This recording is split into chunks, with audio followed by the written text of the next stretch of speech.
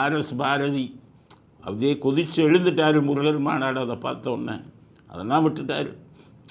அதிமுககாரங்களா அப்படிங்கிறார். என்னென்னா அண்ணாவை பற்றி சொல்கிறார். என்னென்னா தாயை பற்றியும் மனைவியை பற்றியும் பேசுனா நீங்கள் பொறுத்துக்கிட்டு இருப்பீங்களா? யார் நாட்டு வக்கீல் கேட்குறாரு. 50 ரூபா வக்கீல் பெயிலுக்கு மரத்தடியில் நின்று 50 ரூபாய்க்கு பெயில் வாங்கி போட்டு வைக்கல. அப்போல்லாம் 10 ரூபா வாங்குவார் ஆர்எஸ் பாரதி.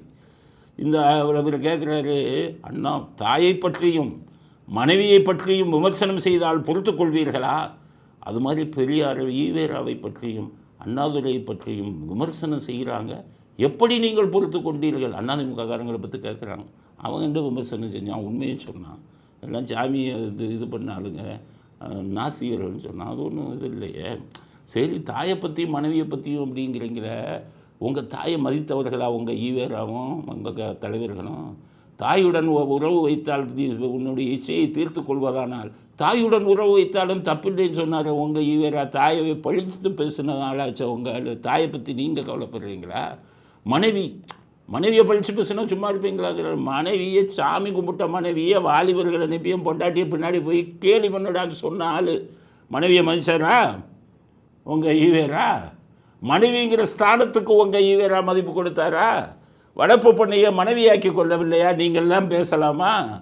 தாயை பற்றியும் மனைவியை பற்றியும் பேசினா சும்மா இருப்பாங்களானையா? உங்கள் தலைவர்கள்லாம் எப்படி? அண்ணாதுரை வந்துக்கிட்டு மனைவிக்கு நேர்மையாக இருந்தாரா? அண்ணாதுரை சினிமா நடிகைகளுடன் எப்படியெல்லாம் தொடர்பு வைத்தார்னு ஒரு சினிமா நடிகை பேரை சொல்லவா? உங்கள் கருணாநிதி எத்தனை மனைவி வச்சுருந்தார்? மனைவிங்கிற ஒரு உறவுக்கு மரியாதை கொடுத்தவரா உங்கள் கருணாநிதி?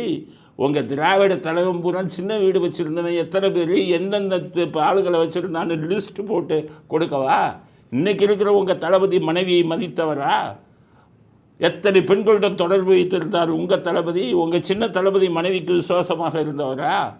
அவர் எத்தனை பேரோட தொடர்பு வச்சுருக்காருன்னு லிஸ்ட்டு கொடுக்கவா? மனைவியை பற்றியும் தாயை பற்றியும் பேசுகிறதுக்கு யோகியதோ உங்களுக்கு சுத்தமாக கிடையாது.